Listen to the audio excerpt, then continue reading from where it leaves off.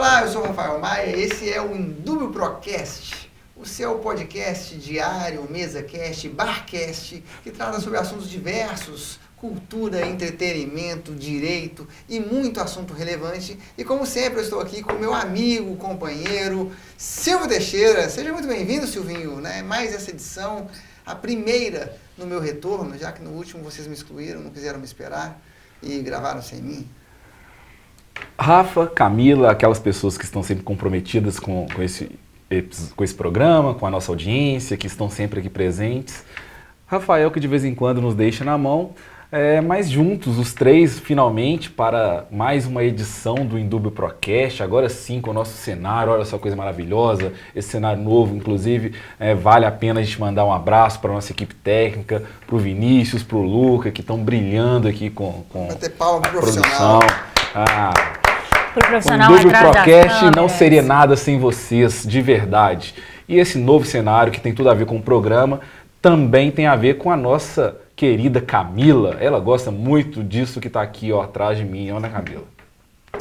Livros, né? Aqui uma claro que eu tava estátua falando dos livros, né? da justiça, para quem advoga, realmente, né? Exatamente. Mas boa tarde, garotos. Boa tarde, bom dia, boa noite para quem vai nos assistir, vai nos escutar. Bom crepúsculo também. Boa alvorada. E aí nós vamos hoje conversar de um tema novamente madrugada. que se impõe, né, durante essa semana agora.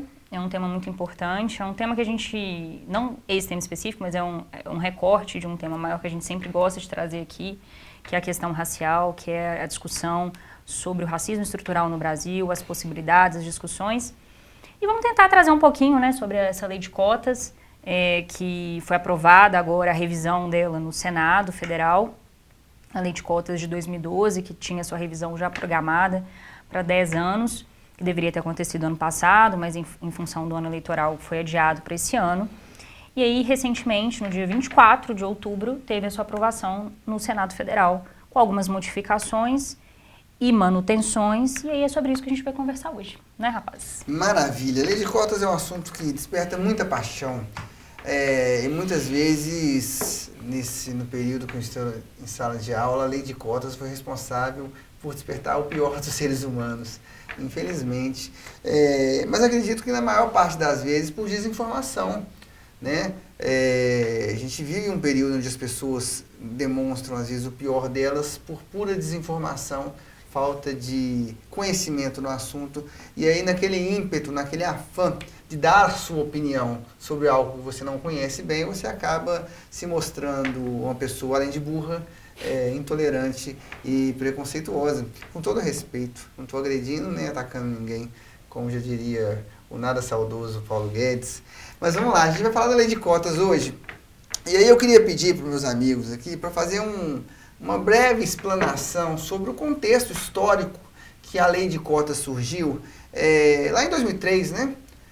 A sua primeira versão, e as principais perspectivas, expectativas em torno da aprovação dessa lei, e considerando 20 anos depois, o que a gente teve de resultado, antes da gente falar dos próximos desafios, né, com essa nova atualização, tentar pegar um apanhado do porquê da necessidade da lei, se necessário ou não, do que se esperava com a lei e o que a gente pôde colher desse plantio feito 20 anos atrás.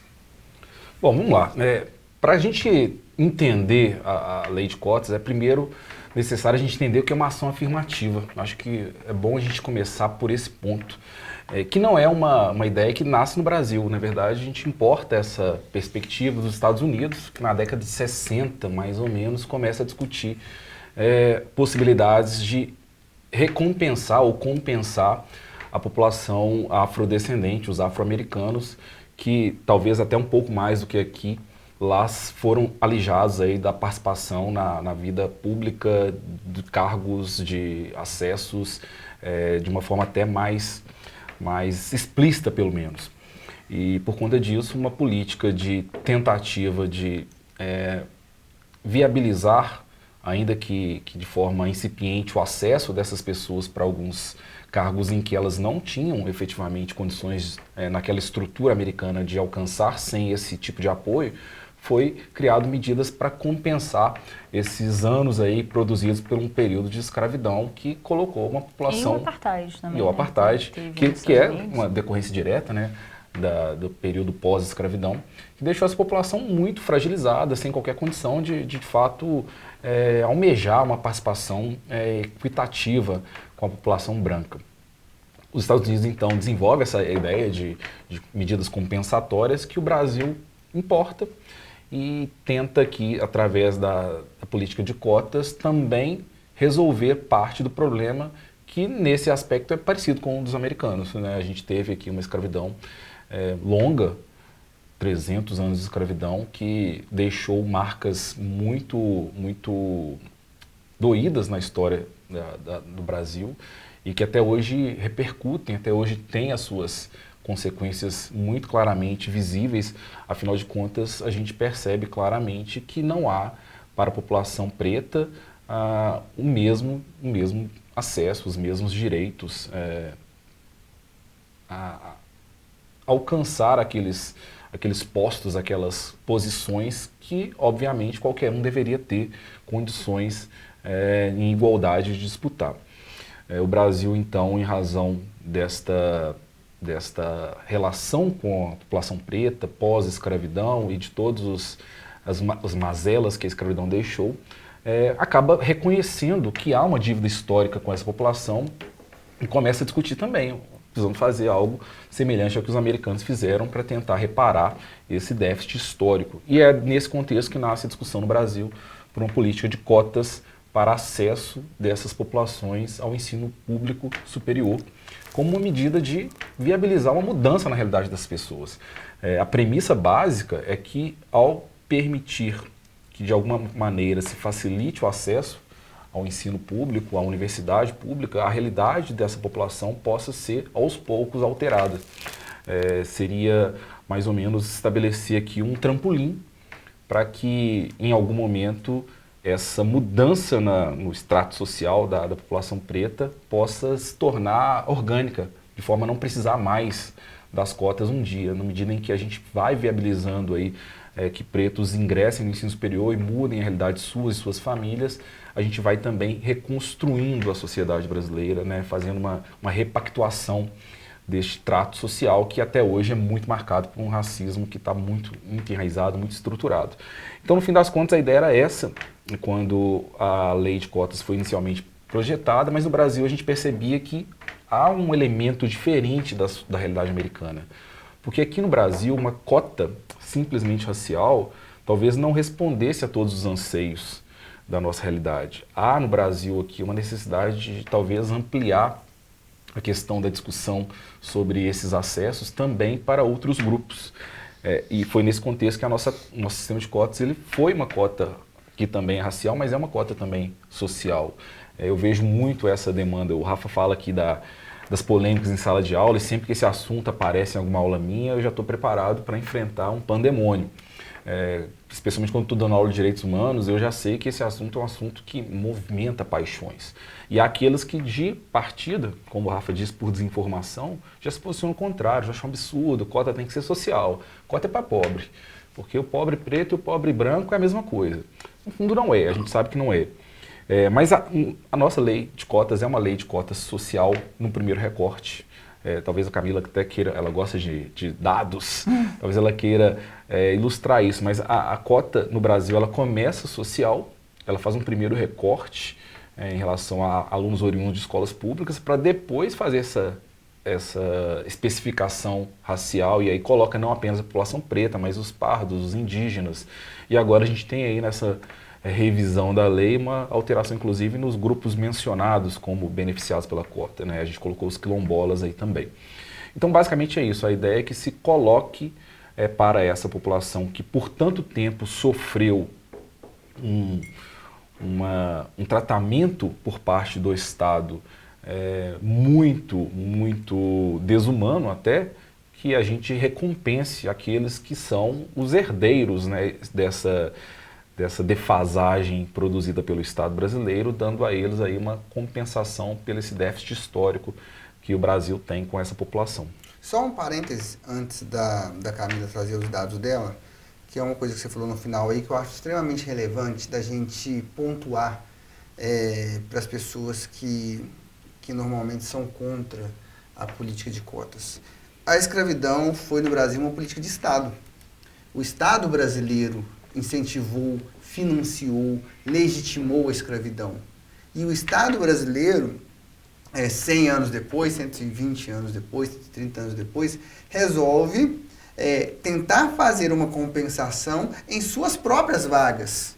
O Estado brasileiro não obriga que universidades privadas reservem vagas para pessoas pretas, né, para pessoas descendentes de escravizados no Brasil. Ele pega uma parte das vagas em que ele está disponibilizando em universidades públicas e depois em concursos públicos também, e ele, o Estado brasileiro, responsável pela escravização de pessoas vindas do continente africano, está compensando o erro dele. Então, é importante ter essa questão, porque muita gente diz, que história é essa de dívida histórica? Eu não fiz dívida nenhuma. Mas não é você que está pagando. Essa dívida, quem está pagando é justamente quem fez, que foi quem incentivou a escravização de pessoas pretas vindas da África, né? Especialmente do Brasil. Desculpa, Camis. Não, tudo bem. Na realidade, até, assim, os dados, né, que inicialmente acho que a gente pode colocar, é que a própria Lei de Cotas de 2012, né, vocês já até começaram a trazer isso, ela também é fruto de uma luta histórica também do movimento negro.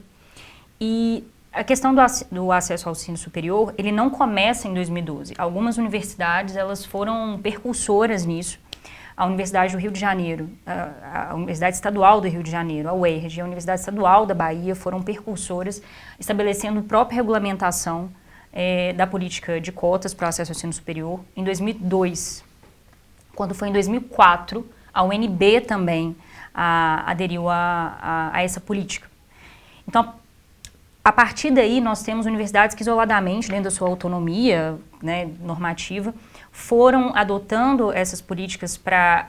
Eu até, fazendo um parêntese, o Silvio, né, falou muito de compensação, eu acho que até a palavra seria uma inclusão mesmo, né, porque a ideia da cota é encarar a realidade e ver que como que um ensino público era absolutamente elitizado e absolutamente predominante de uma raça específica que não condizia, por exemplo, com quem utilizava o ensino público fundamental e básico, né? O ensino superior era completamente diferente do ensino superior. E aí, constatada essa desigualdade social tão flagrante num país de maioria parda, de maioria negra, de maioria preta, essas universidades foram percebendo que a negativa do acesso a esse direito também prejudicava a própria emancipação dessas pessoas e a modificação social daquela realidade. Então, foi a partir disso que começou a discussão das cotas. Nós tivemos também a questão das cotas na UNB, a legislação julgada pelo STF mais tarde, em que o STF reconheceu a constitucionalidade da lei de cotas da UNB, inclusive reconhecendo o critério de autodeclaração juntamente com o critério de heteroidentificação, né? As bancas, para confirmar se aquela declaração corresponde ao fenótipo da pessoa ou se seria algum tipo de fraude, etc. Em 2012, nós tivemos a lei federal, aí sim, extensível a todos os institutos federais e universidades federais, garantindo um percentual de reserva de vagas à população negra para acesso a esse ensino superior. E a partir daí nós tivemos uma mudança muito significativa nas universidades e no ensino também federal, né, no ensino técnico, nos IFETs, nos CEFETs e etc. Mudou-se muito a cara das universidades, mudou-se a discussão e realmente nós temos um número de... Hoje eu vi o dado que hoje, historicamente, mais da metade da população da universidade, né, no ensino público superior, é declarado preto ou pardo, né? Isso sim condiz com um cenário em que o país é majoritariamente preto ou pardo. E aí, essa discussão, ela sempre acaba levando a paixões, como as pessoas falaram, como os meninos falaram, porque existe, eu acho que o problema, o Rafa colocou assim, mas não é essa conta, não é você que está pagando, é a vaga do Estado. Mas existe, está tirando a minha vaga. Né? Então, assim, quem não se sente abrangido, se sente alijado do processo, como se você estivesse tirando algo dele, ao invés dele reconhecer... Essa discussão parece aquela história do racismo reverso, Exato, né? Que é uma é coisa muito bizarra. isso. Eu lembro que quando eu estava no terceiro ano, tinha sido aprovado, quer dizer, estava para ser aprovada a política de cotas federal, porque eu estava no terceiro ano em 2011, essa discussão estava bem vigente. Precisa lembrar pra gente que em 2011 ela estava no terceiro ano, o Rafael já estava formando na faculdade. 2011? 2011 eu estava no terceiro ano. 2011 eu tinha terminado o mestrado já. Que é isso, Rafael? Tinha. Defendi meu mestrado dia 14 de junho de 2010. Eu ainda estava na faculdade. Você é muito jovem, né? Você defendeu o mestrado muito continuado. E aí eu lembro de colegas meus falando, mas estão tirando a minha vaga. E eu fiquei aquilo... E a UFMG estava para adotar também autonomamente a política, não de cotas, primeiro ela começou com a política de bônus, que bonificava a pontuação. E venha sempre essa discussão. É como se tornasse a competição injusta. E não há, às vezes, uma reflexão de como que a realidade é injusta e como que há um alijamento, uma marginalização de uma maioria social em relação ao acesso a esse item básico que é a própria educação. E, consequentemente, o mercado de trabalho, a qualificação. O problema que a gente enfrenta, me parece, é também o pós, né? O racismo estrutural... Pode falar. Deixa eu te interromper, porque, na verdade, eu até achei que talvez você ia fazer esse raciocínio, porque existe muito essa fala mesmo, e eu já ouvi muito. Só que o que aconteceu nesses 20 anos foi que o número de brancos nas universidades cresceu mais do que o número de pretos. Porque, na verdade, aumentaram o número de vagas no geral. Sim. Então, se você pega os gráficos das matrículas em números absolutos, você vê que o gráfico das pessoas brancas na universidade aumenta mais do que o gráfico de pessoas pretas. Então, a gente consegue aumentar muito o número de pessoas pretas e pardas nas universidades, sem com isso diminuir o número de pessoas brancas, muito pelo contrário. Então, principalmente porque depois de 2003... teve um boom de abertura de novos cursos, né, de novas universidades, etc. Então, esse argumento é o mais falacioso de todos. Sim, Não estão tirando sua vaga continua lá. Nós estamos abrindo vagas novas para outras pessoas que antes não tinham acesso a nada. Não tinham acesso a nenhum tipo de vaga. Eu estava lendo ali, antes de 2003, era 2,31% a população preta nas universidades públicas.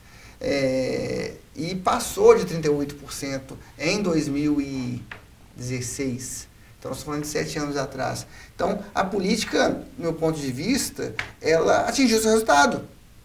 Tornou a universidade mais colorida.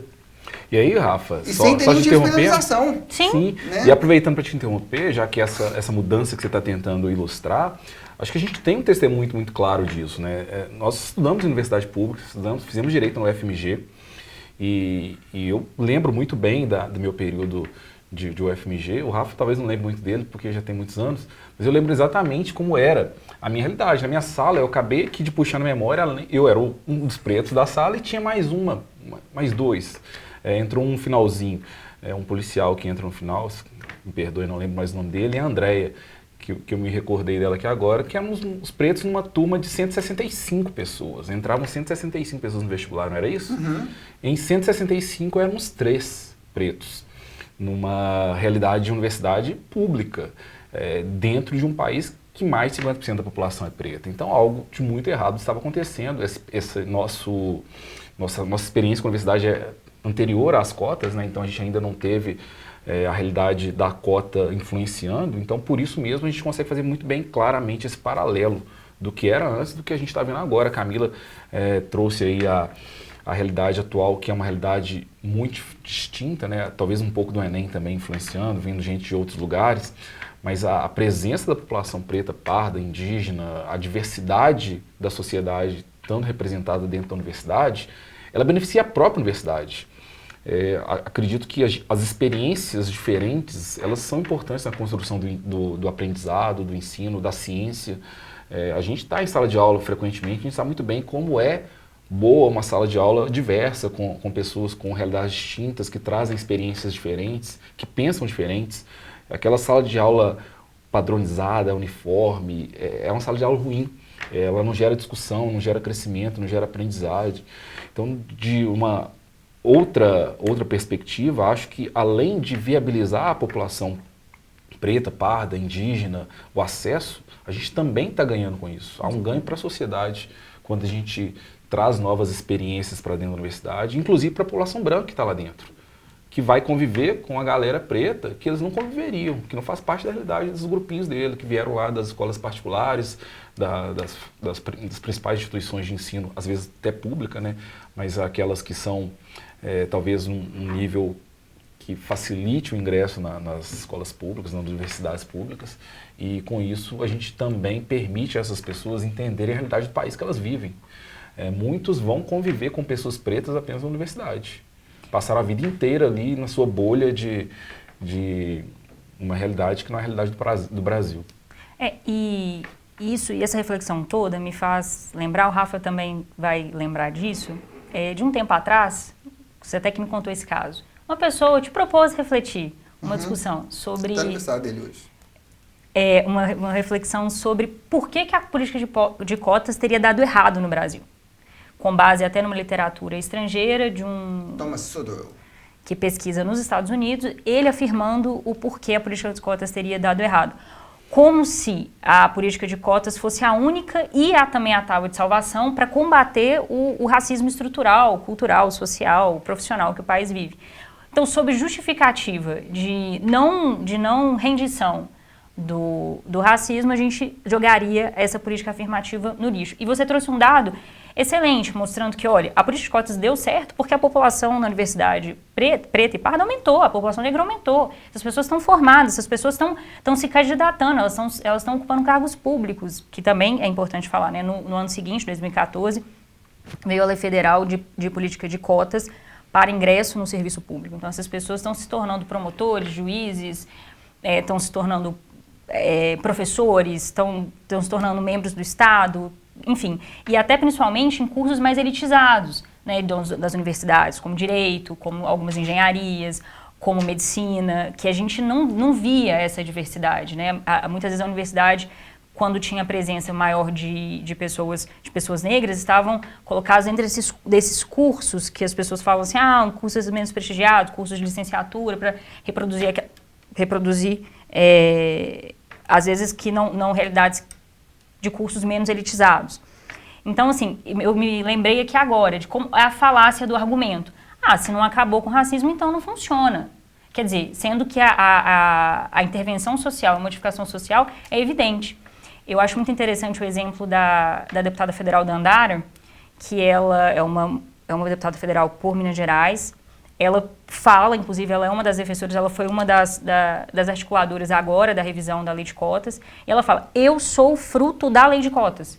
Ela foi para uma universidade pública através da lei de cotas, ela se formou através da lei de cotas, ela fez mestrado dentro dessa política pública, e hoje em dia ela é uma parlamentar lá, na Câmara dos Deputados. Como que deu errado?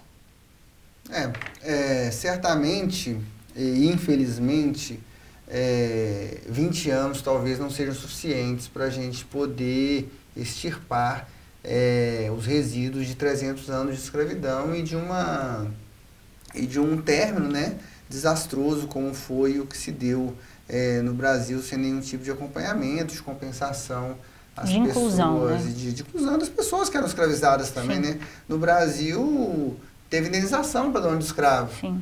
E não para os escravizados que foram libertos a partir da abolição. Então, essa estrutura criada principalmente pelo poder público, ela não seria capaz de nem se juntassem todas as políticas públicas possíveis de em 20 anos corrigir esse problema.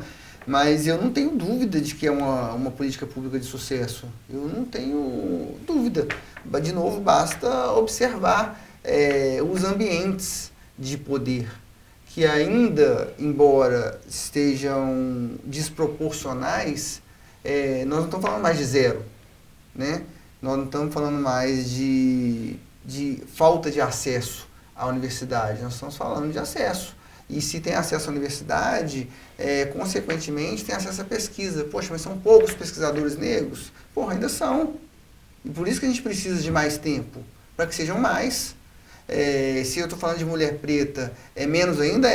Então a gente precisa de mais tempo ainda, para que essas pessoas elas possam, esse grupo, né, ele possa cada vez mais acessar o espaço que lhe é de direito.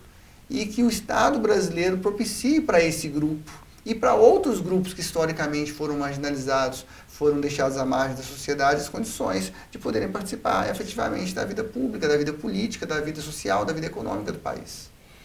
E aí, só para a gente talvez contextualizar por que a gente está tocando esse assunto agora, né? A lei de cotas ela perdeu a validade no ano passado, né? Aquele prazo inicial que tínhamos projetado de 10 anos venceu em 2022 e a gente não teve a revisão da lei ano passado em razão do período eleitoral. O Congresso preferiu não enfrentar esse desafio e a gente teve agora. Hoje é que dia? A gente está gravando aqui no dia 25. Foi aprovado, então, a nova lei. Então, eu queria que a gente pudesse trazer um pouco das novidades, do que veio de inovação, o que é a nova lei, que terá aí um período agora indefinido, né, Rafa? Mas com reavaliações a cada 10 anos. O que tem de novidade? E aí, uma novidade que eu já quero trazer como um ganho significativo, uma melhoria significativa dessa nova versão da lei de cotas, é o fato de que a disputa pelas vagas na universidade, para os cotistas, ela fica como se fosse uma disputa subsidiária.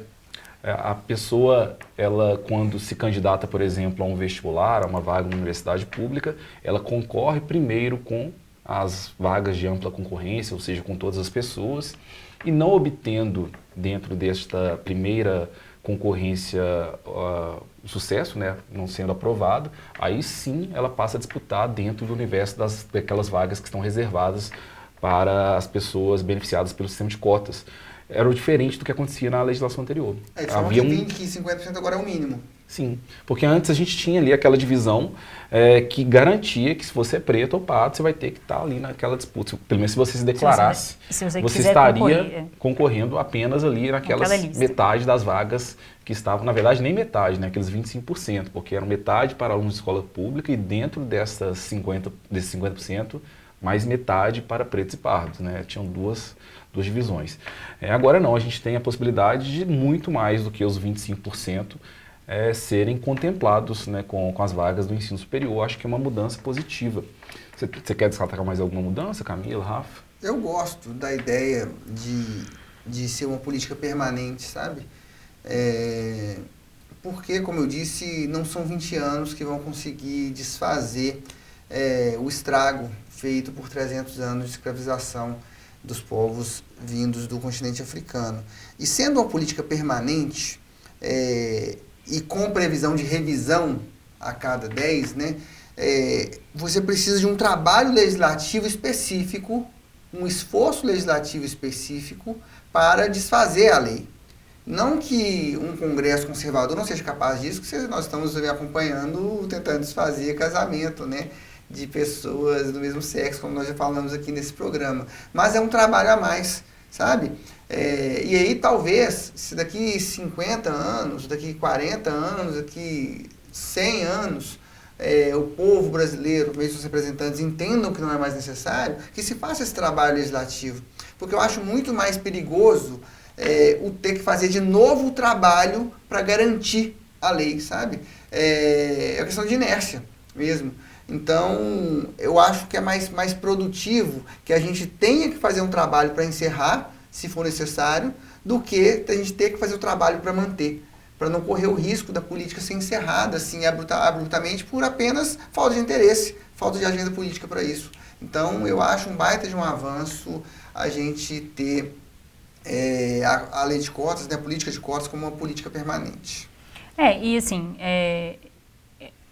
a gente até tem essa discussão, assim, que na genealogia, né, toda política afirmativa, ela tende a ser temporária até que aquela situação se corrija.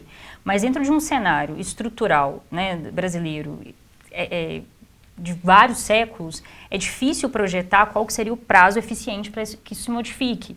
E que, se retirado isso, o que acontece naquele cenário, né? Então, eu também eu acho bem interessante isso ser algo de prazo indeterminado, com revisões constantes, inclusive na legislação fala da obrigação também de elaboração de relatórios e revisão do percentual. Esse percentual ele pode ser revisto a partir desses relatórios, na medida em que, por exemplo, se forem sendo constatados a questão da ocupação da ampla concorrência com população negra, comparada em questão de números percentuais e absolutos também da lista de reserva de vagas. Então, na medida em que a situação fosse igualando competitivamente, pode ser revisado o percentual.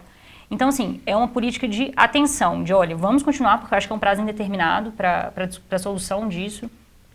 E eu acho que direitos, né, principalmente direitos fundamentais, direitos sociais, são direitos de luta perene, né? Não são intermitentes, não são temporários. Então, eu também acho bem interessante que retiraram isso. E também mantiveram a questão racial, parece óbvio, mas existiu uma discussão para tirar, né, fazer uma exclusão racial, deixar só como uma questão social, como a cota realmente indicada só para renda.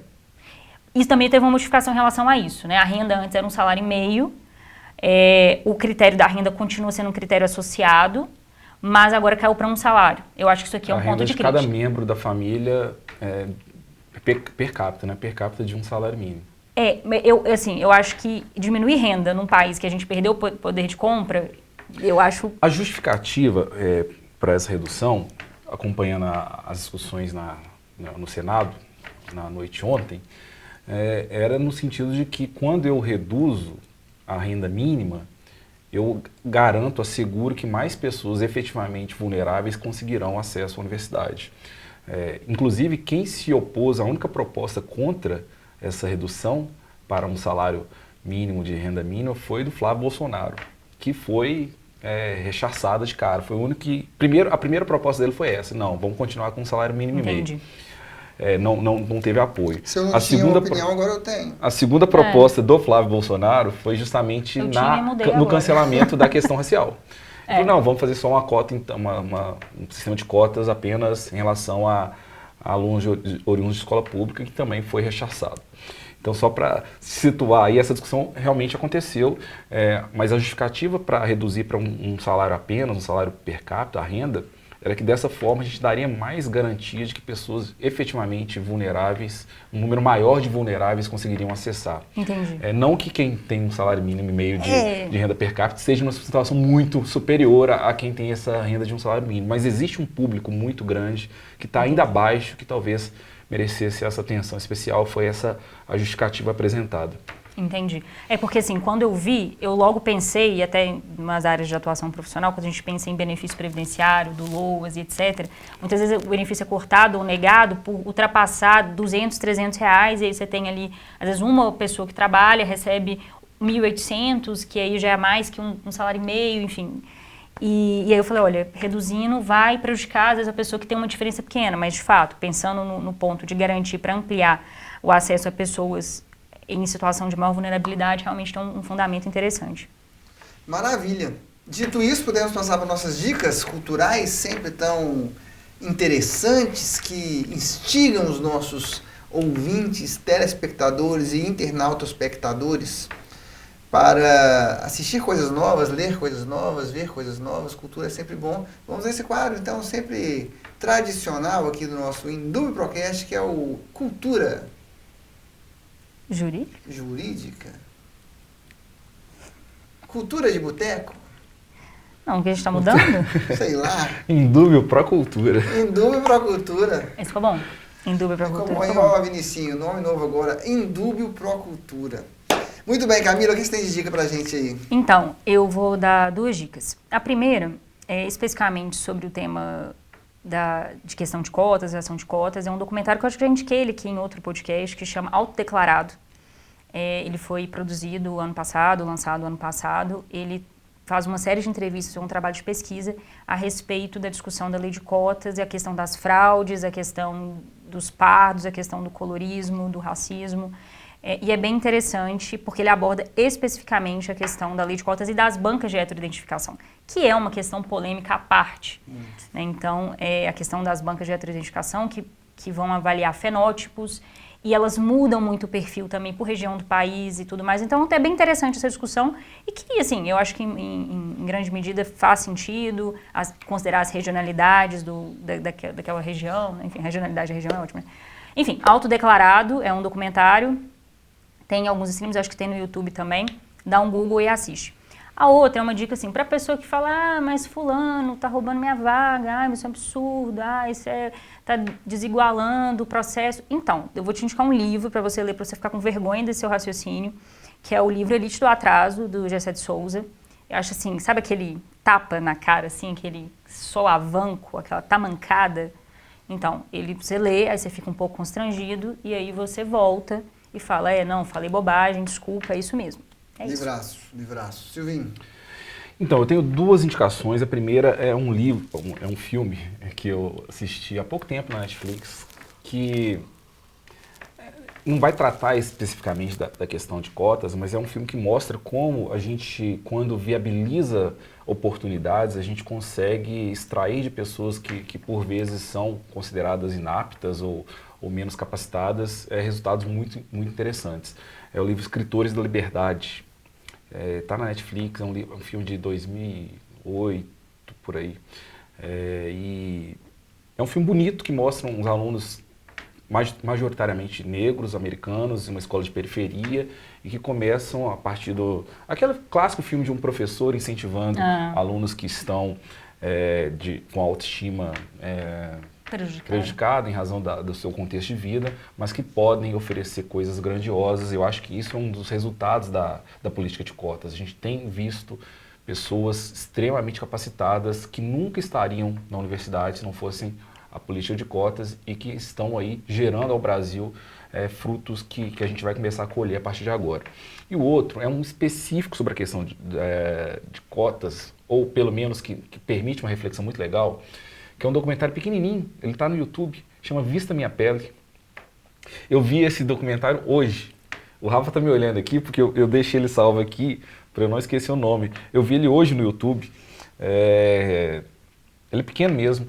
E a história desse documentário, ele conta a história de meninos na escola num cenário fictício em que o preconceito, na verdade, se dá em relação aos brancos. Os pretos estão nos postos de destaques e os brancos estão vivendo aquilo que... Bem ficcional mesmo. Muito ficcional, é uma distopia mesmo para a gente pensar qual para se ver no papel do outro. Por isso o nome, Vista Minha Pele. Achei a proposta muito legal. Eu já vi um outro filme, eu já até indiquei aqui, que faz uma distopia parecida com essa em relação ao nazismo, que é aquela série O Homem do Castelo Alto. A ideia é mais ou menos a mesma. E se fosse o contrário?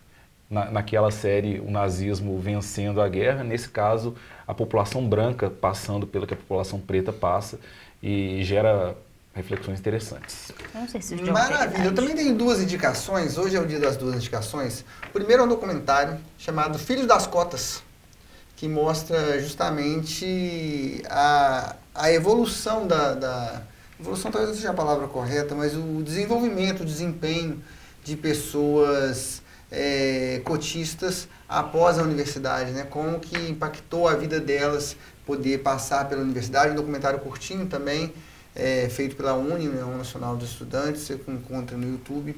E o segundo é um filme antigo que eu gosto muito, passava sempre para meus alunos para a gente debater.